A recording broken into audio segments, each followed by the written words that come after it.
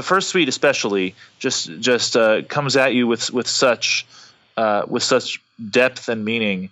And same, I mean, gosh, Irish tune, that is just 4 minutes or 6.5 minutes, depending on who's conducting, of really really profound, sincere, heartfelt music. And that connects with kids. Kids can spot a phony a mile away.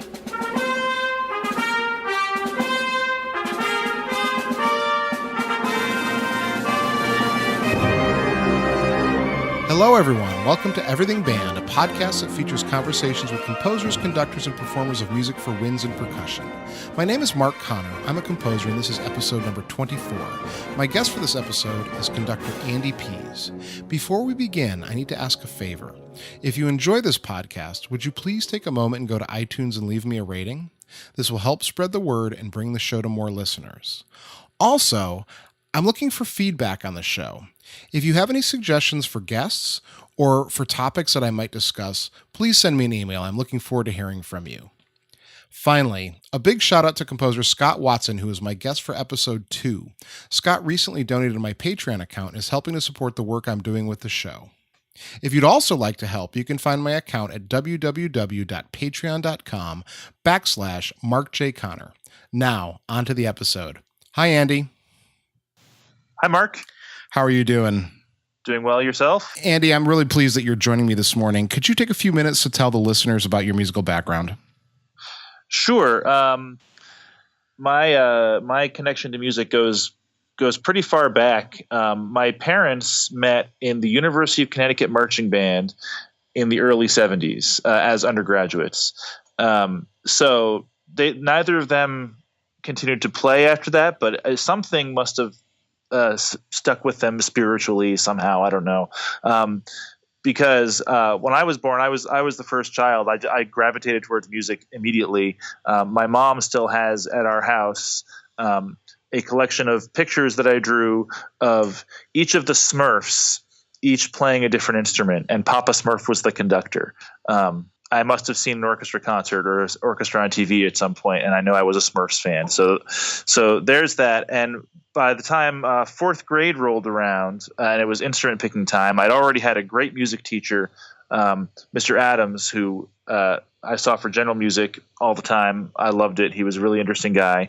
And when fourth grade rolled around, I wanted to do either the saxophone or the drums.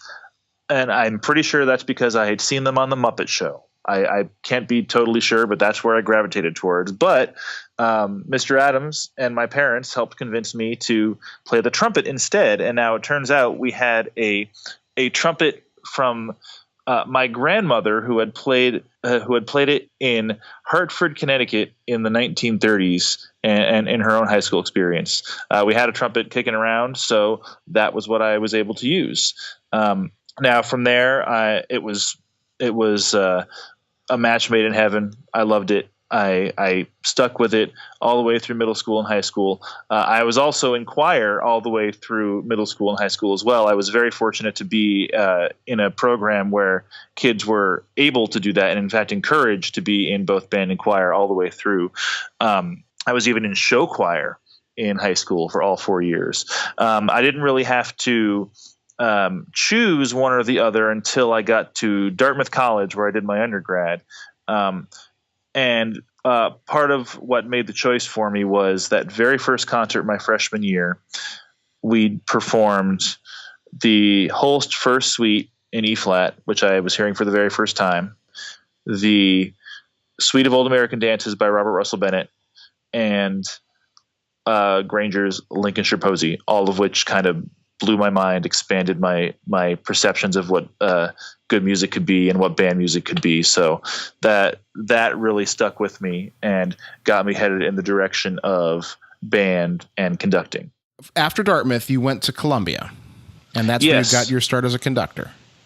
Yeah. So I moved to New York right after my graduation to take my first job. And I had heard about the Columbia Wind Ensemble because I knew that the other Ivy League schools had bands, at least some of them did. So well, I'm here. I want to play. Hey, Columbia Wind Ensemble, can I come play? So I played trumpet with them for a year. And then their conductor was leaving to go to law school. Now, understand this was a student-run organization, so the people pulling the strings were all undergrads, and the person who was conducting was only 6 months older than me. So I think he had graduated the year before me. So he was going off to law school, and they said, well, you have some conducting experience, because I'd taken lessons at Dartmouth. I had been the student conductor of the Dartmouth Marching Band, which was a scatter band. So the conducting was, I did all the stand tunes essentially. And so they knew I had some experience. So of course, I wasn't going to say no. I was very happy to do it. And I ended up staying there as the permanent conductor, permanent quotes in the air, for 11 years. So I started when I was 23, and was there until I was 34. And you can imagine the change that occurred over that time, both in terms of the group but in terms of the things I was able to do, the things I was able to learn with that kind of platform. I learned just endless things about conducting, about repertoire, about how to manage people, how to create a good experience in rehearsal, etc. It was really absolutely a godsend for me, and a great match, because they were exactly the kind of people that I knew from the Dartmouth Wind Symphony, and I was able to connect with them right away. Mm-hmm. Were you teaching at this time? Not at first. So my undergrad degree was a liberal arts music degree, and at first I was certain I wanted to be a composer, and that I would never wanted to teach in the classroom. I knew that for sure when I graduated.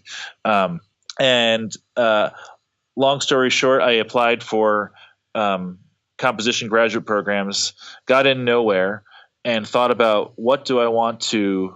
What drew me to these schools? And it was, the ones with the bands. And it's like, oh, light bulb, I want to be a band director. So when I started at Columbia, I was actually also starting their master's program at Columbia Teachers College for it's an MA in music education and a teaching certificate as well, because I had done no certification things. So for those first 2 years, I was doing my master's degree and certification.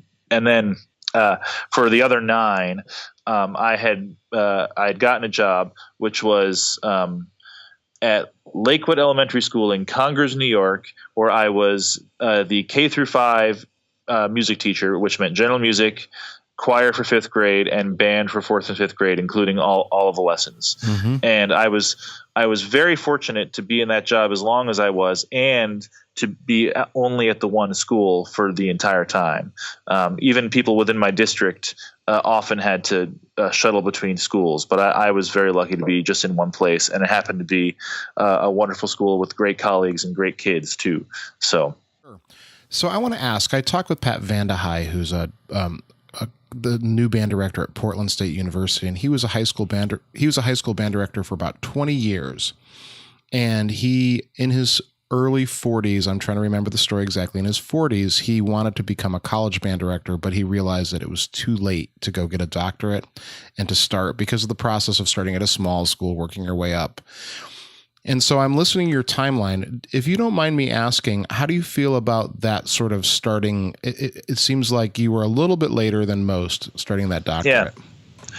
Right. Well, I know my situation is unique. If I was to boil down what the sort of common path to being a new college band director is, it's finish your undergrad with a certificate, teach a high school for 3 or 4 years right away, then go for a master's, then go for a doctorate, and then you have your first college job. So if you follow that timeline, you could be like 30 and starting your first college job. Yeah, more now. or less.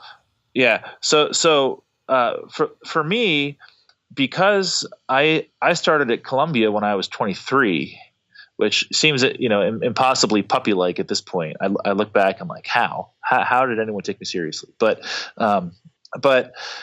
because I felt I knew I was secure there. I knew I had a college band. I didn't feel like I had necessarily a fire under me to go out and do the doctorate, make the entire life change right away. And plus, living in New York City was really great. The place that we lived at the time of our lives when we lived there was just wonderful, and I wouldn't go back and change a thing about it.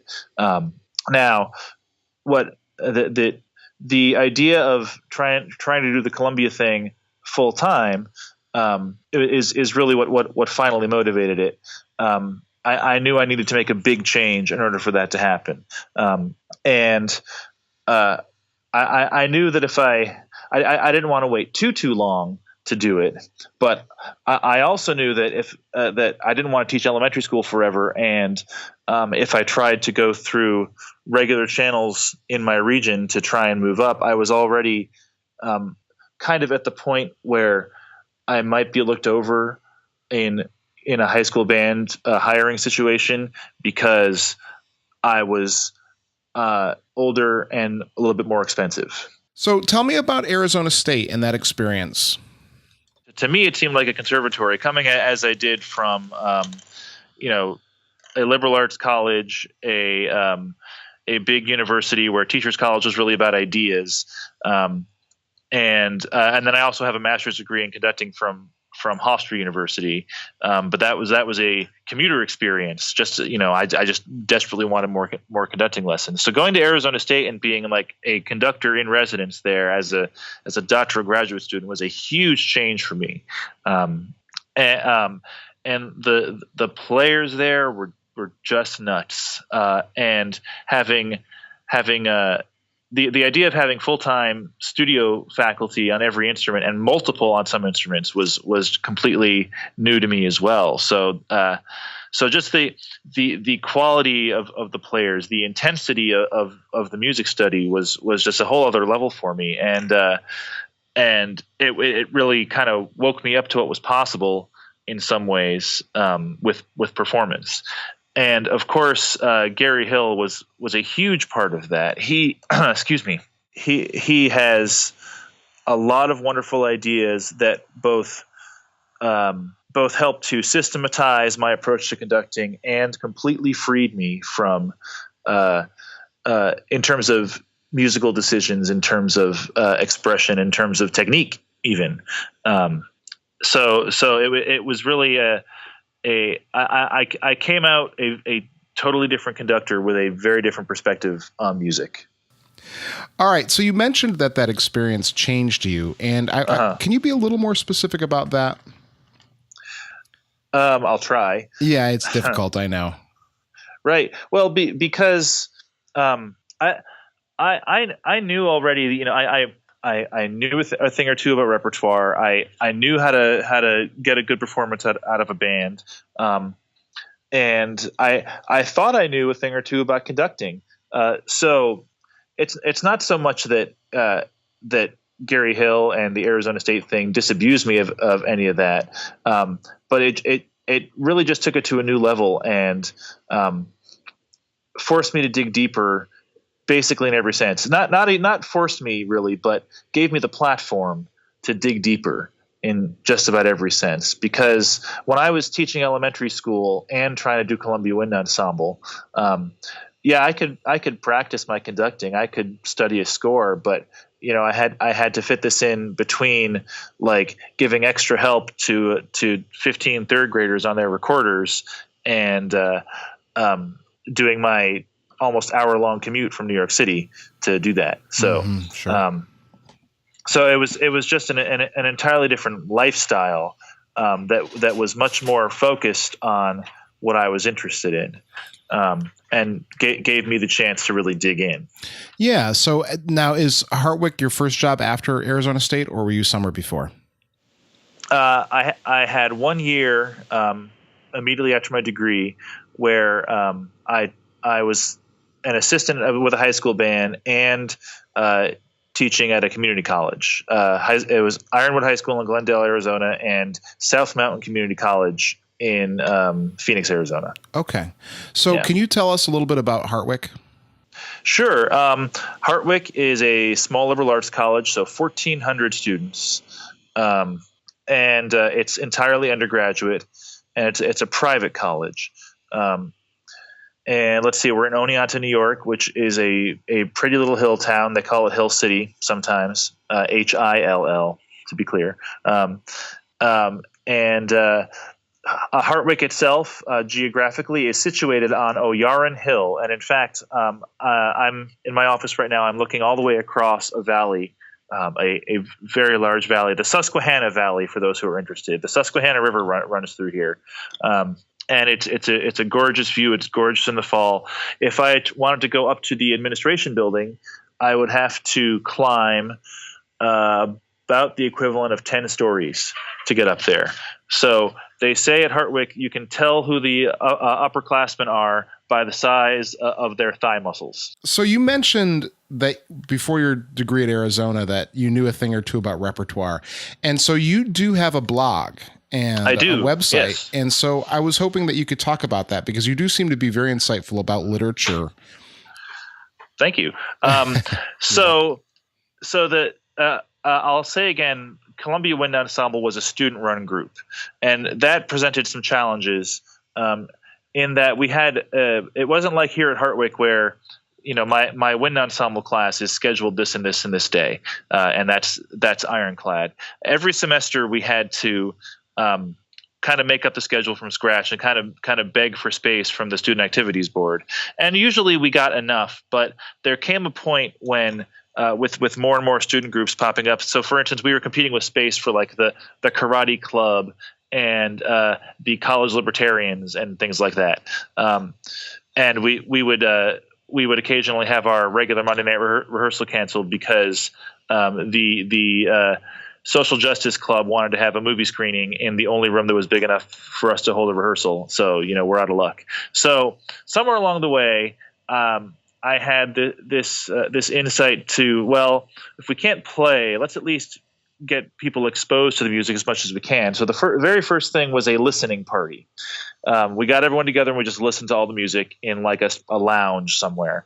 And I thought, we don't have to necessarily have everyone together to do this. So I tried a couple different ways to just distribute the music to people, and with varying degrees of success. What finally worked best was I started a website. I had already had the domain andypease.com for a couple of years. Some very insightful friend of mine said, you got to buy up your own name domain wise before someone else does, because there's a bunch of other Andy Peases out there. But so I started out just doing a little profile about the pieces we were doing, and YouTube was around by then, so I would stick a recording from YouTube in there, usually the composer bio, and then I tried to write a program note about the piece. But what was most effective was a lot of, especially contemporary pieces now, have a program note in the score, and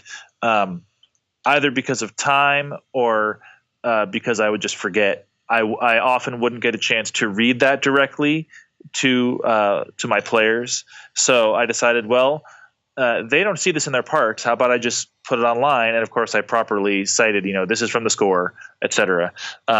So the model ended up being the composer bio, the program note, and then the recording. And then at the bottom, I would put links just to sort of show my breadcrumb trail of where I had found everything. Yeah.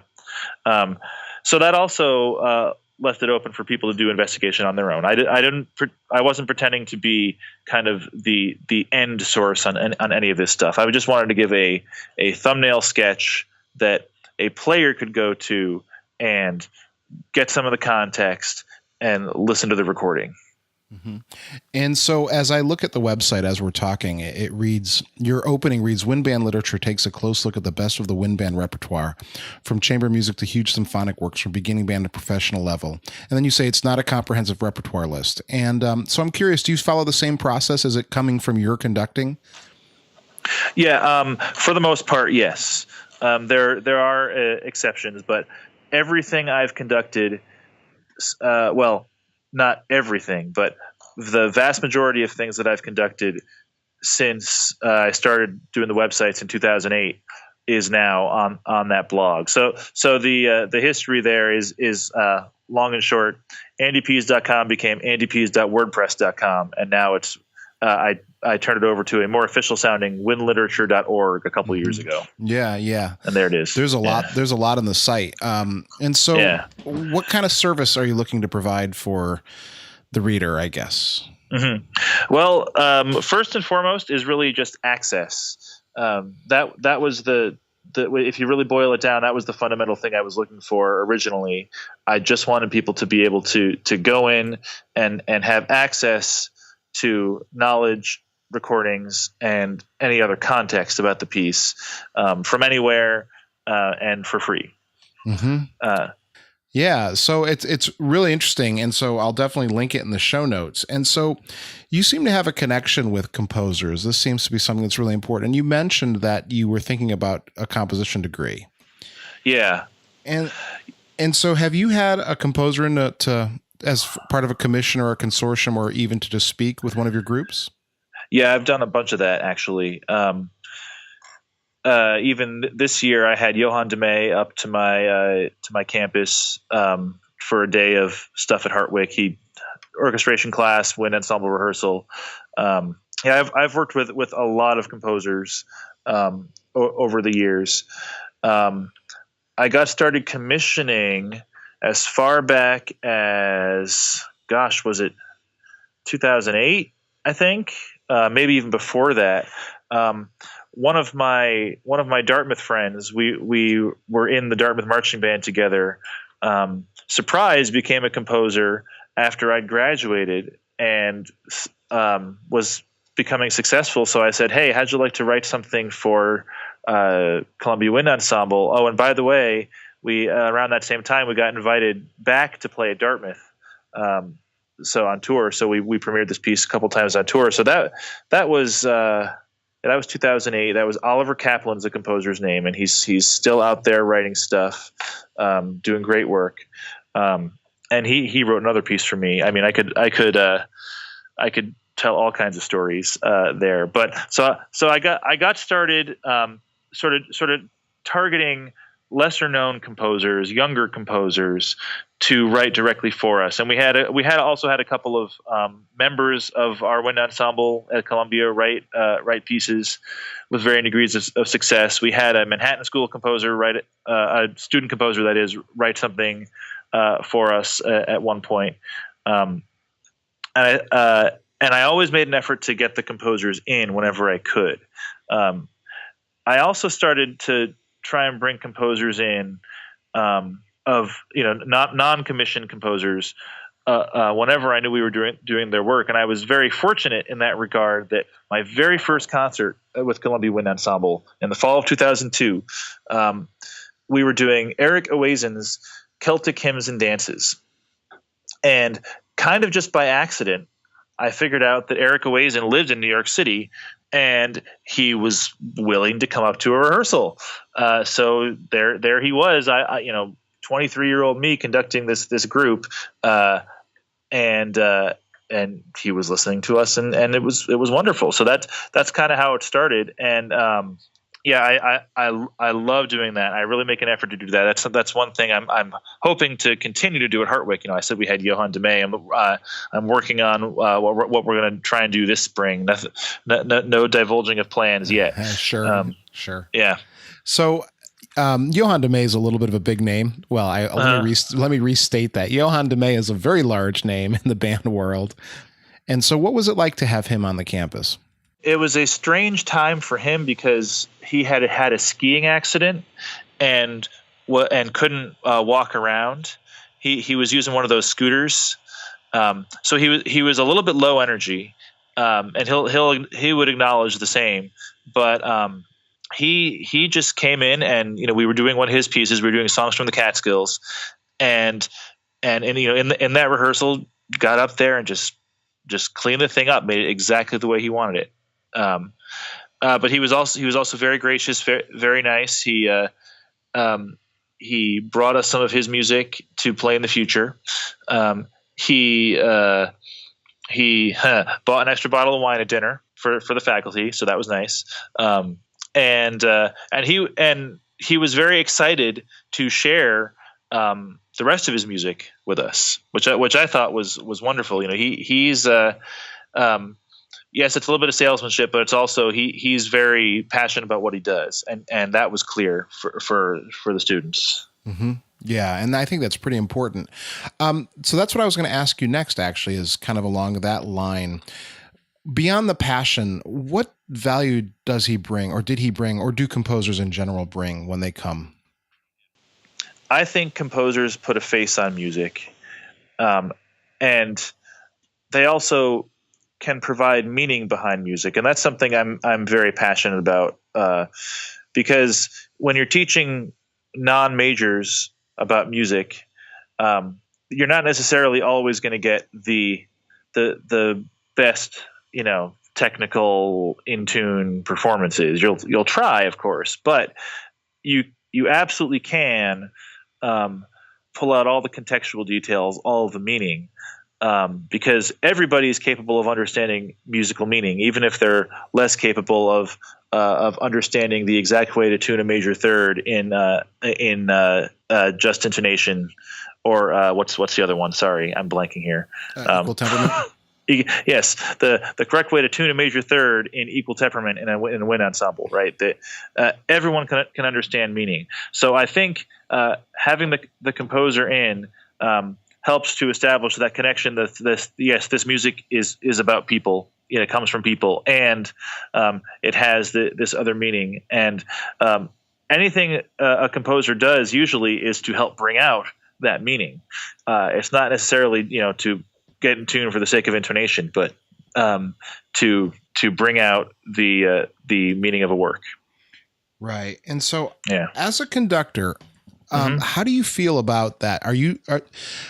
Do you feel that your sole purpose is to interpret the composer's ideas, or do you believe that you should be injecting some of your own beliefs into the performance? Sure. I try to stay as close to the composer as possible, and I don't think it's necessarily absolute, but I will defer to the composer on any detail, basically. Although I've also had conversations with composers where I've disagreed, and sometimes it turns out that the composer hears the conductor's idea and thinks, "Oh yeah, that's interesting. Try that." For instance, we just did a new Michael Markowski piece, Brooklyn Air, and I emailed Michael and said, "Hey, this one spot where you've indicated a ritardando, it feels better to me as in a accelerando. Is that okay?" I try not to go just sort of paper over what the composer says, but I will generally consult if I think I have an idea that's very different. And he ended up listening to it and saying, "Oh, well, yeah, that's actually really great. Why don't you try that?" So that's what we did in performance. Mm-hmm. Yeah, that's interesting because, as a composer and as someone who was a high school band director, I have kind of I feel pretty liberal about the way I feel about my music. Like I really want to hear different interpretations, but there's always a line. Mm-hmm. Do you know what I mean? There's always things that I don't want to hear in my music. Right. Well, and I think it's good that there's that line. I think it means that you as a composer have strong enough opinions that your music would hold up to scrutiny and has some meaning. I hope so. Yeah. So now, what are your first priorities when teaching one of your groups a new piece of music? I'm going to use a metaphor that I heard Alan McMurray use at one of these many conducting workshops I went to. It's sort of like the way sculptors look at a piece of rock and they say the sculpture's in there. I just have to find it, right? So I do want to do that process of, taking away all the stuff that isn't the piece, so we're just left with the piece. But I think within that, given the sort of groups that I've had and I have now, I tend to prioritize sort of the overall structure, the overall message of a piece, and from there try to go in and polish little bits. Sure. And so, as a conductor, we there's lots to learn and lots to get better all the time. No, I don't know many conductors that feel that they've got all the answers. So what, well, okay, maybe I'll restate that. Some maybe think they do, but what I'm trying to get at, what I'm trying to tease out is what are the lessons that maybe you've earned through mistakes or through errors of your own that you'd like to pass on to maybe help someone to avoid those same errors? Yeah.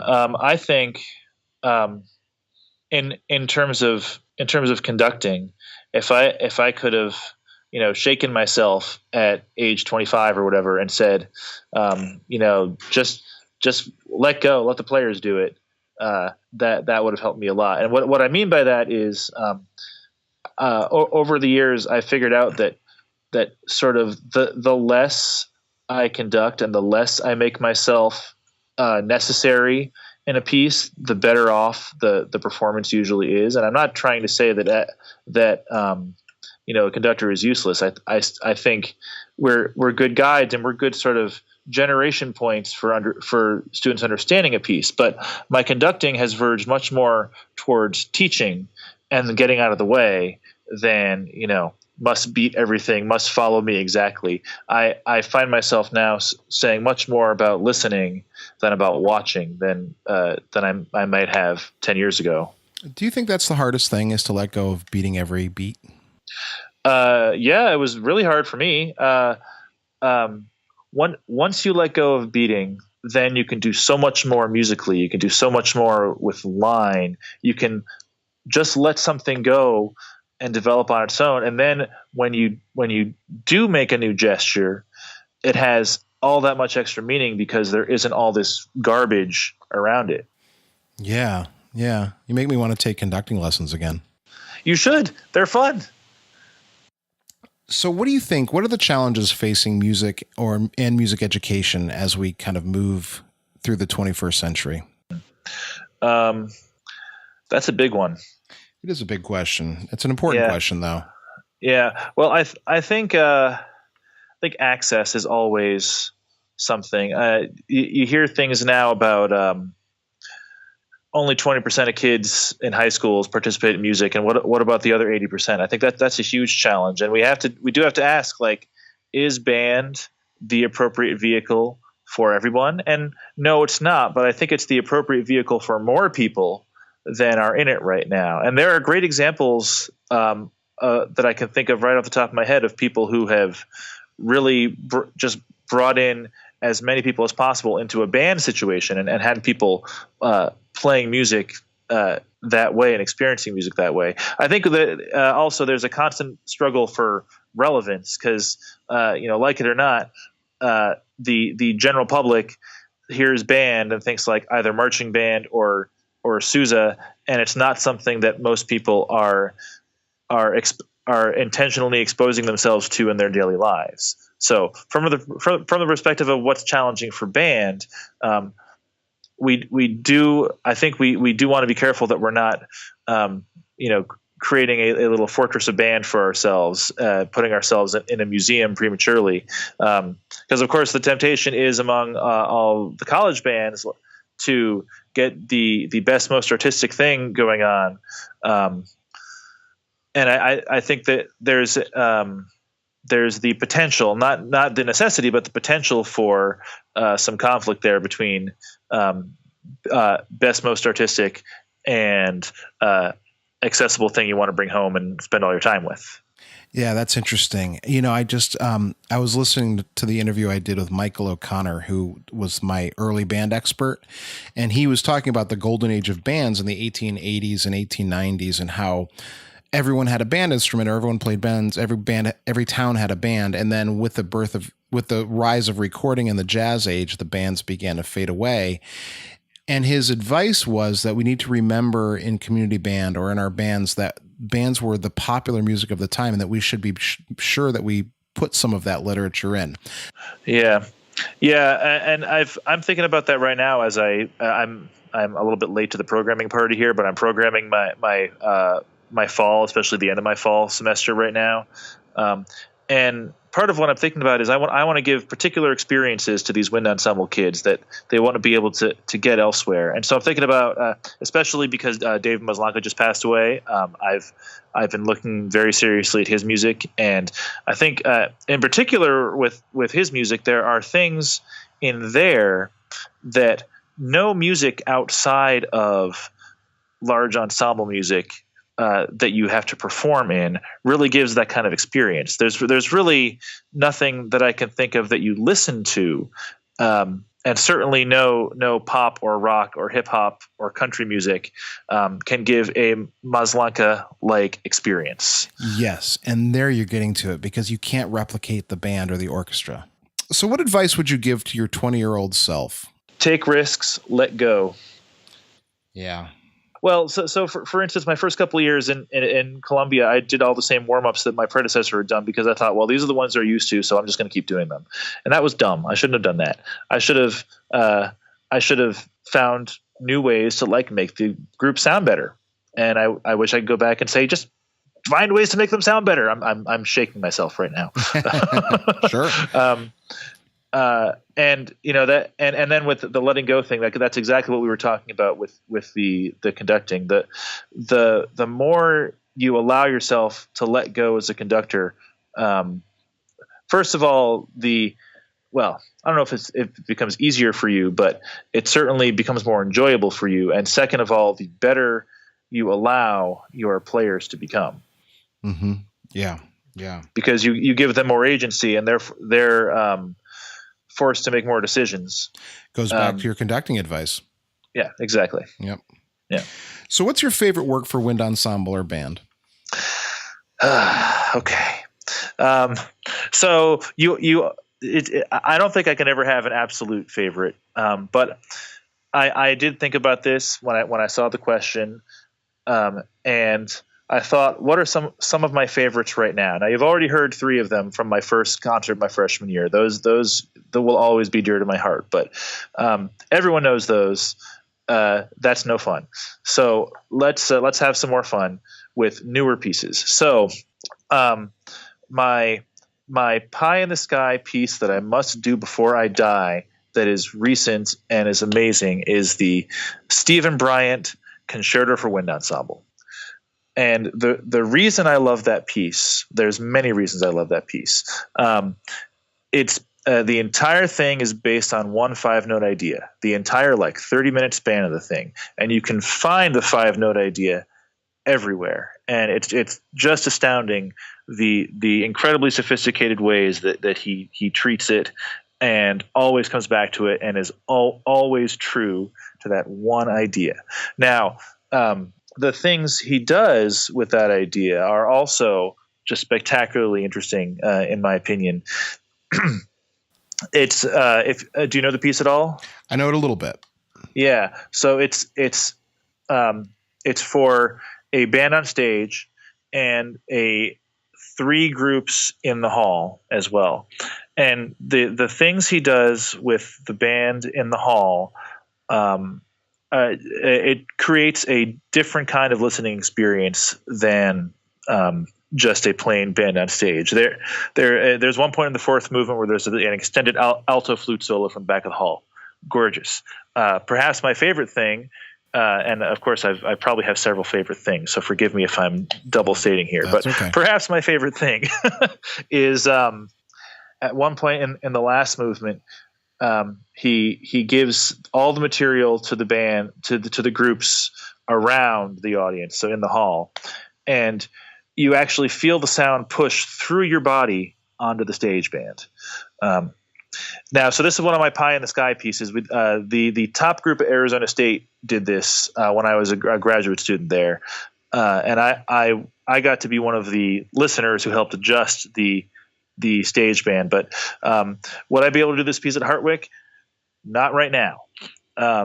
Maybe someday. I don't know, but it requires a lot of just raw talent, a lot of practice room hours, a lot of dedication to do right. But I've heard at least a couple groups do it right.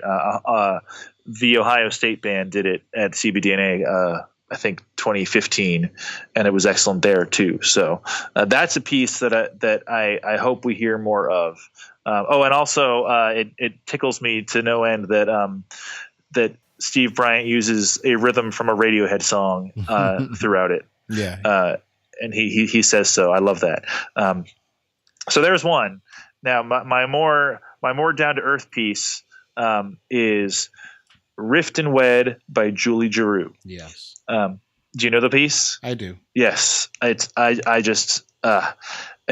pulls at my heartstrings every time. And side bonus, it allowed me to study the score by playing a video game, because it's based on the video game Skyrim, not music from Skyrim. She composed new music inspired by this game that she also plays, which I love. It's a very heartfelt piece, a very sincere piece with some just truly great writing, and perhaps the hardest thing I've ever had to do as a conductor. There's a moment towards the end where, long and short, your beloved dies, and it's very clear when this happens. It's like at the downbeat of measure 84 or something, and to give that downbeat, it took extreme willpower to get there every single time. Yeah. It's really funny, that piece, and Julie's her video game playing, and she's very public about these things. She is. The connection she has on just a basic level to people is really interesting, because she's so down to earth in a way that is so uniquely her. Yes. Yeah. It's fascinating to me to watch that. It's just that genuine person. And, we mentioned David Maslenka, and he was a genuine person in his own way. And absolutely. I think that really attracts people. I 100% agree. Okay. So do you have anything coming up that you want to share or promote? Yes. This Sunday, I'm guest conducting the Oneonta Community Concert Band, which is essentially a pickup group. We rehearse for an hour before the show and play the show. We're playing a teddy bears picnic and raffling off teddy bears to children in town here. Then coming later in October, I have the first ever Hartwick Honor Band on October 21st for high school students. High school students, you should sign up. It's going to be fun. We're having Kurt Abersol up, and the Hartwick Wind Ensemble will perform then as well. And then with the Catskill Valley Wind Ensemble, we're performing a concert to celebrate the 500th anniversary of the Reformation at a church in a nearby town, Unadilla, and that's on October 29th. Cool. So, plenty on the plate. Yeah. So how can people get in touch with you? Well, they can visit windliterature.org, and I have a contact form there. You can also email me directly. It's my last name and first initial, Pease at hartwick.edu. Or if they want to go to my Gmail account, it is Mr. Pease with a Mr. spelled out at gmail.com. Awesome. Andy, thanks so much for your time. Yeah, thank you. This was a great pleasure.